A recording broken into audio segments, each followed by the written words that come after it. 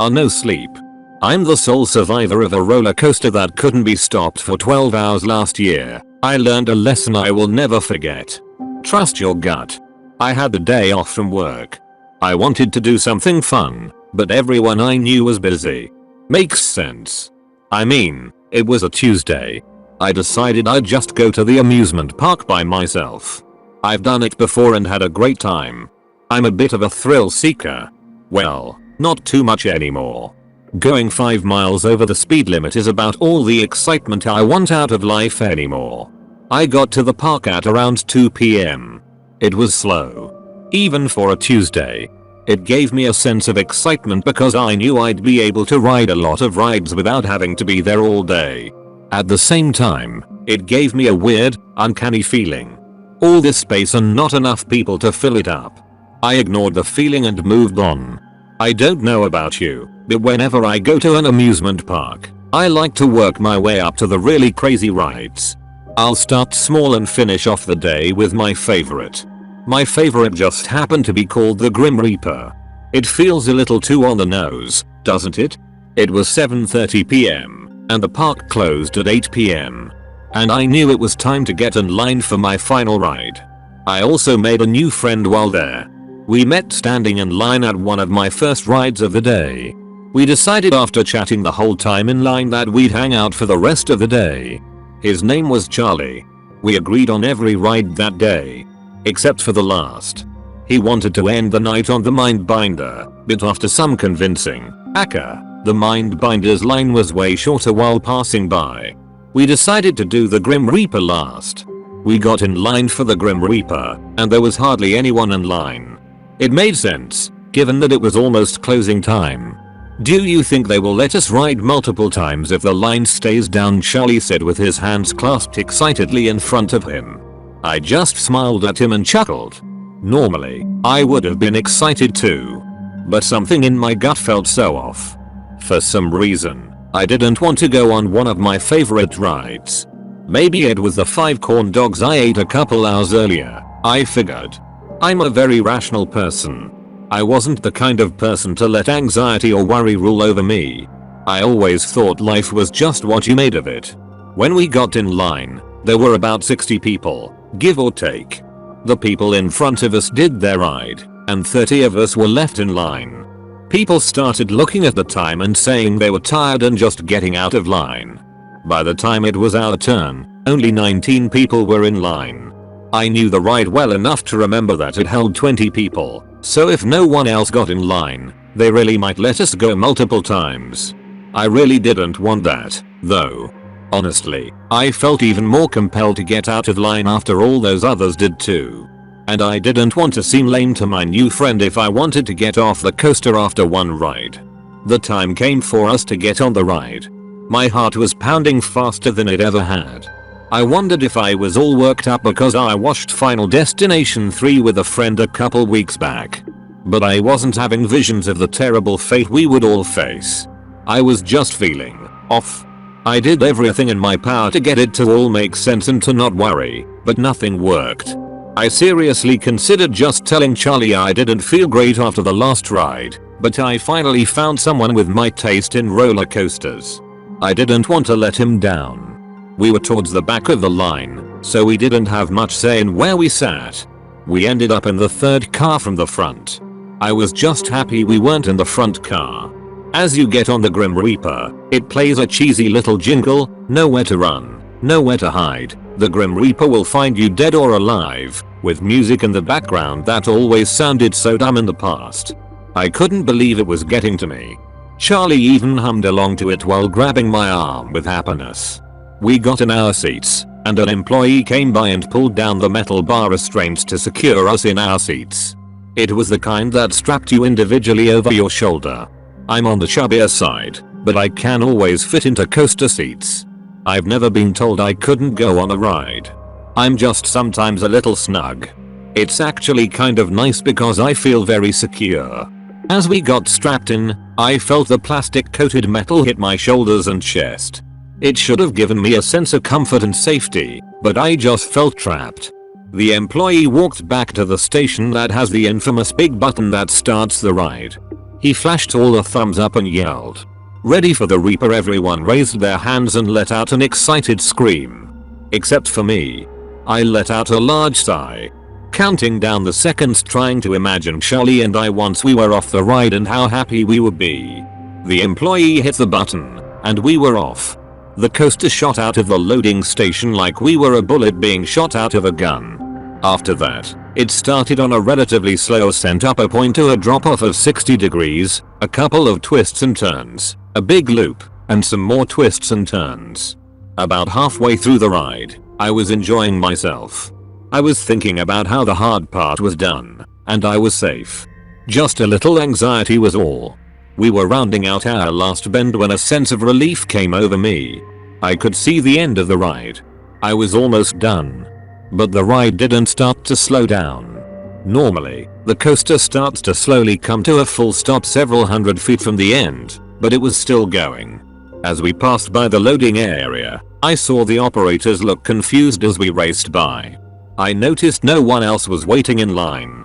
Someone screamed one more time and everyone on board gave an excited response. Everyone except for me. Charlie looked over at me and grabbed my wrist. Yes. I knew they would let us keep going. "This is awesome." He let out an excited yelp as we reached the climb to the drop. He was beaming with joy the whole rest of the lap. We passed by the loading area once again, but this time the coaster operator had a couple other people standing with him. The operator who strapped us looked red and worried. As we were whipped by the employees for our third ride of the day, the other riders were divided. Some were still excited, screaming, "Let's go. One more time," or "Best day ever." Yeah, some people started to sound scared. Not everyone noticed the employees looking frazzled. I can promise you one thing. I noticed. We started going up the incline again. This was the slowest part of the ride, at around 10 miles per hour and slowing down a little as it reached its peak. This gave us opportunities to take a breath or try to talk. Although it was only for a total of about 20 seconds. Are we stuck?" I said nervously to Charlie. "I'm sure we are fine. There is just a malfunction with the electrical system not activating the brakes or something. There is always a manual shut off." He was cut off, and we went down the steep hill. We passed by yet again, this time with more people looking worried and someone standing close to where the coaster would go by. He tried to yell at us as we went by, but we couldn't really understand him. Maybe something about them working on getting us off. This time, as we zoomed by, everyone was scared and starting to panic. I guess it didn't sink in for some people what was happening until right now. We went around a 5th time, and everything remained the same. On the 6th time, we were at the peak and saw a fire truck coming into the parking lot. From the top of the incline, we had a perfect view of the parking lot, along with the side of a highway a little further out. It took 2 more loops around the track by the time the fire department got to us. Not just them, but police officers and ambulances. It started to scare me. Why did they get ambulances? Is it just protocol, or is there more to this? Someone came in a few minutes later with a big whiteboard that they used to write messages to us. The ride was too loud when passing by them to hear anything, so this was their only way to talk to us. It must have been the 12th or 13th time around when the whiteboard read, "Trying to free you at peak." I knew they couldn't write a novel for us because you can only read so much while going by so fast, but come on, people, what is that supposed to mean? I think they just wanted to tell us they were working on a way to get us down, but that didn't matter. We had been on this ride for nearly 30 minutes, and we felt sick, and our bodies hurt like crazy. A couple loops after that, we saw a fire truck trying to get underneath where the top of the ascent was. Luckily, there was a large space where the truck could pull right beside it. Unfortunately, at its peak, it's about 200 feet in the air. It also didn't have any emergency exits at the top, like most coasters do. You'd think that would be a requirement, but what do I know? We saw the fire truck start to expand the ladder that comes out the top, but it wasn't even close. We waited for the firefighters to try and figure out a solution to save us, as the audience below us was watching us like we were some kind of show. It was close to 45 minutes when the first death occurred. Then one more soon after. There was a skinnier guy in a car behind me. I heard him talking about trying to slip out of the seat restraint, which secured him to his seat. The other guy he was with told him it was a bad idea. So did I. The next time we went up the ascent, he began violently wiggling and thrashing back and forth, to the point where people thought he was going to throw off the ride. He managed to wiggle about halfway out, right at the top. But, well, it didn't end very well. His leg got caught on a part of the track and yanked the rest of his body out of the bar restraint. It sent his body crashing down towards the earth. However, I think he was dead soon after he was ripped out of his seat. I didn't see too much of it, but the guy who was beside him let out an insane screech. Hearing that kind of agony as you are feeling the harsh effects of gravity hitting on your chest while going down a steep hill was truly mortifying. The screech out of nowhere stopped, and more people screamed. The man beside him had a heart attack. I could hear the symphony of moans and crying coming from the crowd watching us. I couldn't hear them before because of how loud the ride was, but they were terrified of what they saw. Police tried to escort them out of the park, but it didn't stop people from parking on the side of the road to watch and record on their phones. It made me feel disgusted. At around an hour on the ride, everyone stopped screaming or trying to talk to each other. It seemed like everyone accepted their fate. My nails were deeply embedded into Charlie's wrist. I couldn't scream anymore due to my throat feeling raw from the yelling. Even if I wanted to, I probably couldn't due to my voice giving out. I saw that I drew a little blood on Charlie, but he was too out of it to notice. He, along with a few other people, were incredibly sick. He threw up probably 5 times by this point and looked cross-eyed. Around that time, the electricity in the whole park shut down. All the lights, everything. I think they were hoping a hard reboot of the whole park would stop the ride. The coaster didn't just rely on gravity but also on a lot of help from motors and other electronic elements. It all turned off when we were on the straightaway. Of course, it still didn't stop. I could hear someone yelling with frustration, not understanding how it could still be moving if it didn't have an electrical source. After 2 hours, they let some family members come into the loading area, which was a terrible idea. We were doing our best to keep cool and stay calm. Our families watching us, zooming by them every 2 minutes, and absolutely screaming at us, made it so much worse. My mom was my first family member to show up. Don't get me wrong. I love my mom, but she is very stubborn and wanted something done even though they had already tried everything. Of course, it was just because she wanted me safe, but it was stressing me out. The firefighters put down a safety net underneath the ascent. It was still quite a jump if we could even get out successfully to land on it. And we might be okay, but we were all a little scarred from what happened before. It seemed like they put it out just in case someone tried to get out again. It didn't seem like it was the plan to have us all just jump out of that moving death machine. They weren't desperate enough at that point. We saw a large group of people passionately arguing and yelling at each other. From what I could tell, it was made up of family members, firefighters, and some employees of the park. I'm sure with lots of varying opinions. The ride was on hour 3. When the coaster entered the loading area once again, I saw a woman run over to the control panel. A couple people ran over to her and told her to stop and not press the button. She was screaming her head off and wailing. It had been hard to understand people in the past while going by them, but this was as clear as day. As we passed by, I could tell she was starting to break free from the grip of people holding her back. I wasn't too worried. Whatever button she was wanting to press, I'm sure it wouldn't work since none of the other ones worked so far. We were about 5 seconds away from going down the descent when we heard a click come from all our seats. The woman hit the button that unlocked all our overhead seat belts. Of course, the seatbelt button worked, but not the button to stop the ride. A few people reacted fast enough to either jump out or snap it back over themselves before the ride went down. Others weren't so lucky. 3 people managed to jump out but didn't survive the fall. Despite there now being a giant net to catch anyone who was dumb enough to try and get out that high, one person hit a support beam on the way down, and the other 2 landed wrong when they hit the net. Their bodies folded in an unnatural manner as they hit. All 3 died instantly. I would say around half of us that were left managed to get the seatbelt secured before going down the hill. Everyone else had to hold on for dear life. And unfortunately, I was one of them. I felt my stomach start to drop as I reached up to grab the only thing that would keep me from becoming a part of the pavement below. The restraint wasn't completely useless at this point. I just had a good 12 inches in between my chest and the restraint. As I dug my fingers into the plastic, I hoped I would be fine. Then the ride dropped. I felt my butt lift off the seat I had become so familiar with. I tried to wrap my ankles around the floor of the coaster to keep the rest of my body from flying out.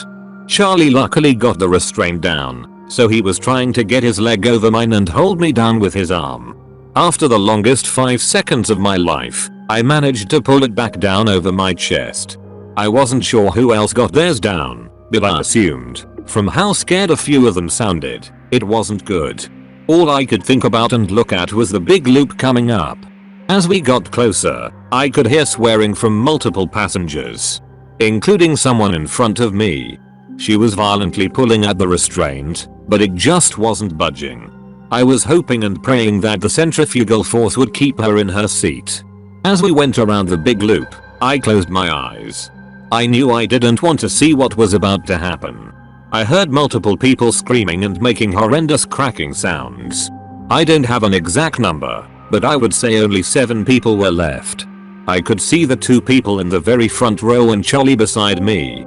I recall only hearing 3 other voices behind me at this point. At hour 5, 3 more people died while on the ride. 2 of them from a heart attack or something. The third person, well, he watched the person beside him suddenly die while going around one of the bends. He yelled out in anger, and well, I'd actually rather not go into detail. But he died soon after. I saw the whole thing. They were the 2 people left in front of me and Charlie. At hour 6, we saw a group of people bringing in what looked like another large net. Except that it was in the loading area. The next time we looped around, they wrote something new on the big whiteboard. We are going to try and stop it manually. I had no clue what this meant, but by the look of the net, I was terrified. The next pass, there were people on both sides of the loading area. On one side, the net was wrapped around a large pole that had been somehow fastened into the concrete slab. I saw a large, similar pole on the other side, but the net wasn't yet attached. As we zoomed by, I could hear people trying to rush and hurry behind us. We went around one of the turns, and I cranked my neck, looking to see what plan they had in mind. They were frantically trying to tie the other side of the net to the support beam that was freshly drilled into the ground. I couldn't believe how stupid these people were. How on earth did they think this was a good idea? Was this a last-ditch attempt? I was yelling at them and telling them to stop, but of course they couldn't hear me. Even if they could, they wouldn't listen. They were desperate to get at least someone out of this alive. Or maybe the owner of the park wanted all of us to die so that no one could publicly talk about the horrific things we went through. As we went past the last bend, the hundreds of people watching the spectacle cheered, clapped, and celebrated. Somehow, not seeing any of the flaws with this terrible plan. We were on the straightaway and my heart started to pound again. The few seconds before we hit the net felt like slow motion. I swore I could see everyone's face. They looked happy. I couldn't believe it. It made me upset because I knew they were all about to be very disappointed. Finally, we hit the net. Of course, it was no match for a giant metal contraption hitting it. The metal pole was ripped out of the concrete slab and smashed down right in between our car and the one behind us. As we headed for the incline, we tried to get the net that attached itself to us off of the coaster. Luckily, we were able to get it off of us, but no luck with the metal beam that was now awkwardly lodged in the coaster. As we started going down, the whole ride started to shake violently. It felt like we were going to fly off the track. We made it to the first turn. I heard a loud snap and 2 screams. The 7 coaster cars behind ours broke off, and the metal beam found its way underneath. As we turned, I watched in disbelief as the cars behind us all went flying off the tracks. At that point in the ride, it was about 50 feet off the ground. Still enough to kill them. I wasn't fast enough to close my eyes and saw the whole thing. It went off the track like it had wings and suddenly plummeted down into the earth. The screaming immediately stopped when the ride landed upside down. My imagination filled in the blanks and shuddered at the thought of the carnage below me. And then there were two. We were hoping that somehow the ride would stop or slow down because we lost the back 7 cars. I was not sure what the logic was, but we were desperate at this point. After another hour, it was not showing any signs of slowing down. Once we made it to hour 8, we expected our fate. I was hoping that this would all be over soon and we could just be done. I don't think either one of us thought we'd get off. We just hoped, at this point, that our deaths would be quick. Over the next couple hours, we noticed a piece of metal on the car ahead of us start to wobble and loosen. I'm not sure if it was just the wear and tear of the ride going for so long or the whole net fiasco. It kept looking like it was about to come loose, and we duck out of the way. We were imagining the worst possible outcome, thinking it would fly off and decapitate one of us. Eventually, it did come off. But it wasn't a dramatic moment like we thought it would be. It was so much worse. Instead of coming all the way off, it only partially came off and started grinding loudly against the track. We heard an audible cringing sound from everyone watching below. The sound was horrendous. The thin strip of metal started to find its way underneath the car. Charlie was worried it would dislodge the coaster from its tracks like we saw just hours before. He told me he was going to try and grab it. I begged him not to. After a few laps of me telling him to just leave it, he made up his mind and contorted his body to try and grab the sharp metal. I couldn't see his hand as he reached down for it, but I could see his face. Somehow, that made it worse. His expression quickly changed from focused to shocked in a matter of seconds. His face was blank. I heard screaming but had no clue what was going on. He lifted up his arm and I don't think I will ever be able to get the image of what used to be his arm out of my head. When he gripped the metal, it slipped and went deep into his forearm. I tried to grab his shoulder to calm him down, but to my shock, he was calm. He was more silent at that moment than he had been the whole day. He wouldn't even look at me. He was almost mesmerized by the sight of his bloodied, disfigured arm. I felt lightheaded and had a ringing in my ears. Watching the blood start to make its way down his entire body, then to me and the floor of the coaster. It was making me feel sick watching the blood move around the car as we went around the twists and turns of the ride. Within minutes, Charlie looked like a ghost. I did my best to try and wrap his arm up with shreds of my shirt, but it was completely pointless. I don't think an old t-shirt can help when you see the bone. I tried to talk to him.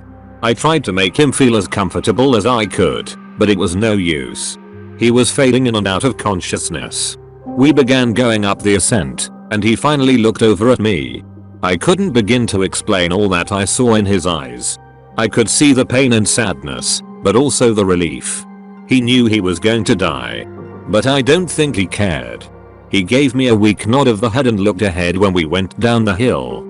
I tried to keep a close eye on him this lap, but it was honestly hard to look at him. I heard him take a deep breath right before the loop. When we finished the loop, I looked over at him, and, well, he was gone. I was now left alone in the death trap. I never imagined it could have gotten any worse. But having a dead body sitting next to you on a roller coaster is not something I would recommend. I was sitting in shock next to my dead friend for a couple hours. I was frozen in fear, not wanting to even think of a way out. After gaining some courage, I contemplated my next move. I came back into reality and realized the coaster was going just slightly slower. It wasn't significant, but if the loops were taking just slightly longer than before, that damn piece of metal that killed Charlie must have made its way underneath and not derailed it but slowed it down. I ended up taking off my shoes and Charlie's shoes. I had a plan that was probably dumb, but if I died, at least it would be in my hands. As I went by the loading area, the coaster started to slow down just before the ascent. I threw all 4 shoes right in front of the ride. A part of a shoe caught the truck in just the right spot. The ride was still. I could feel the coaster almost pulsing, trying to move with all its might. I was sore. My shoulders were badly buried by the shoulder restraints, repeatedly hitting me over and over again. my whole lower half aching from sitting in a hard seat for hours on hours. I took a deep breath and squeezed in my gut like I never had before. I let out a horrific yell as I forced my body out of the restraints that had been holding me down for the last 12 hours. About 360 times around the track. My heart was racing as I felt the coaster start to win the battle to move again. I managed to squeeze out just seconds before it took off. I was freed and jumped. Luckily, I just barely hit the net below.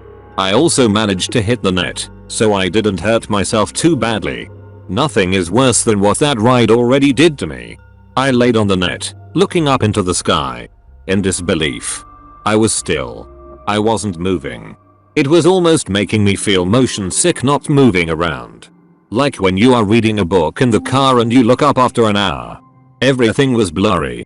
I could barely hear the faint sound of people trying to get to me. But it was mostly just my ears ringing and my heart beating. After just a few minutes, I was down. They immediately rushed me to the ER, where I stayed for 3 weeks. I sustained a broken rib, a broken collarbone, severe bruising, and a concussion, just to name a few. Not to mention the mental trauma. I'm writing this as I'm feeling ready to finally tell my story. This is the first time I'm digging back into my memories and recollecting the whole experience. I've started to work through all this with a therapist, and it's made me realize I need to get it all out of my system. Don't bother trying to find anything about this story. The owners of the park have done a suspiciously good job hiding it. That's another reason I want to get my story out there. They have completely scrubbed the internet of it somehow. Although talking with a professional has helped, there are still some sounds and images that I can just never completely get out of my head. If you take one thing from my story, it's that you should trust yourself. Even if you don't believe in a higher power or gut instincts. If you have a feeling, trust it. Please. Thanks for watching. Please press the like button if you enjoyed and the notification bell next to the subscribe button to never miss another video. Let me know your thoughts below. Bye.